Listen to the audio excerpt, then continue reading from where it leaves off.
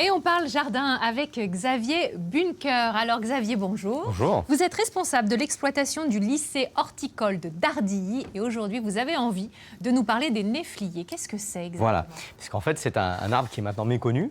Bah Il oui. s'agit en fait d'un arbuste, un arbuste qui pousse naturellement sur les terrains calcaires, dans les sous-bois clairs, D'accord. en fait qui donne des fruits. On est sur un arbre fruitier et qui est un fruit un petit peu oublié. Alors en fait, on entend par néflier deux choses.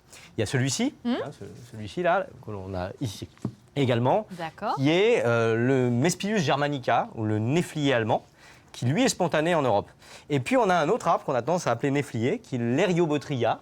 Donc c'est aussi un arbre qui porte le nom vernaculaire de néflier, mais lui on l'appelle néflier du Japon. Il fleurit en hiver, maintenant, avec une odeur assez agréable de frangipane dans les fleurs. Moi, Ah bon? beaucoup C'est gourmand. cette floraison en ce moment.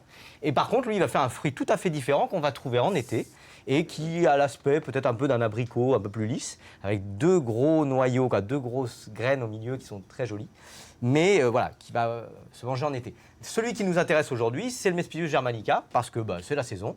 Il donne des fruits qui vont être mûrs dans une quinzaine de jours et qui peuvent se manger directement sur l'arbre en hiver. En fait, c'est finalement le seul fruit qu'on peut cueillir et manger sur l'arbre en hiver. C'est bon ça, chef?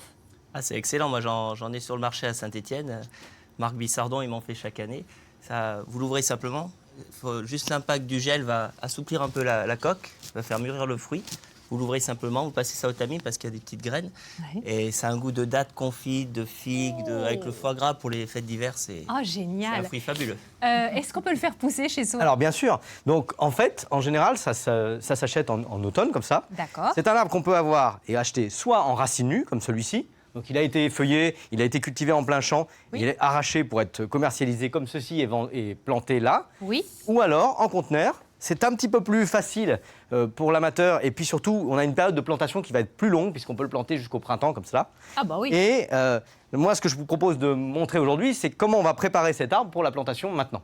Voilà. Comment on fait alors? Alors, on reçoit donc un arbre en racine nue qu'il faut un peu préparer à la plantation. On pratique quelques tailles Ouais. assez sommaires. Pour l'instant, on ne va pas, vous voyez, il n'y a pas grand-chose. Non. Il n'y a pas grand-chose à tailler. C'est moins Par qu'on contre, puisse si dire. je choisis cet arbre-là, c'est parce que, vous voyez, on a un croisement ici. Et donc, un croisement, ça veut dire qu'avec le vent, les branches vont se frotter, ça va abîmer l'écorce et détériorer la branche qui peut porter des fruits plus tard. Donc, les croisements, on va les éliminer. Par contre, sur un arbre qui est de cette forme-là, on va avoir tendance à privilégier la forme d'un gobelet pour que les branches se répartissent et que l'on ait la lumière qui rentre au sein de l'arbre. Donc, finalement, pour éliminer mon croisement et privilégier le gobelet, eh bien, je vais être un peu cruel. Tac. Ah bah carrément. Voilà. Oh, bah, Parce qu'en dites-moi. fait, je vais chercher à charpenter l'arbre autour de ces axes-là. Ah oui, c'est efficace. Là, on est encore un peu petit. À la plantation, je vais réduire un petit peu les pousses pour le Là, là. réharmoniser. Là, il reste plus rien. Et il ne reste pas grand-chose, c'est vrai. Mais j'ai privilégié des bourgeons extérieurs qui vont réouvrir ce gobelet à la longue. Je Voilà. comprends. Il ne faut pas compter avoir des fruits dans les 2-3 prochaines années. Hein. Oui. Il faut le laisser s'installer et fructifier. Et puis au niveau racinaire, on va ce qu'on appelle habiller les racines. Alors vous allez dire que je les déshabille. En fait, habiller, c'est mettre en bille.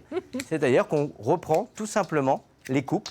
On va réduire un tout petit peu les racines Ok. pour enlever ce qui a été mâché lors de l'arrachage. Oui, Voilà. d'accord. Et ça va cicatriser de façon plus propre Oui, je et comprends. Plus redémarrer. net. Voilà, on a un arbre qui est prêt à planter. Ok, on le plante. Alors- on l'arrose tout de suite. Comment ça Oui, ça se passe? exactement. On fait un trou le plus vaste possible. On cherche toujours à ameublir le maximum de volume de sol. Ok. Et avec la terre que l'on va ressortir, on en met une partie, la partie de la surface d'un côté.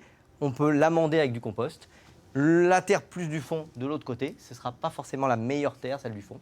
Et on va rapprocher des racines, c'est-à-dire à la plantation. On va remettre autour des racines la terre de surface mélangée avec le compost. Et on fait bien attention. C'est un arbre ici qui est greffé. Donc on n'enfouit pas le point de greffe, sinon il va s'affranchir.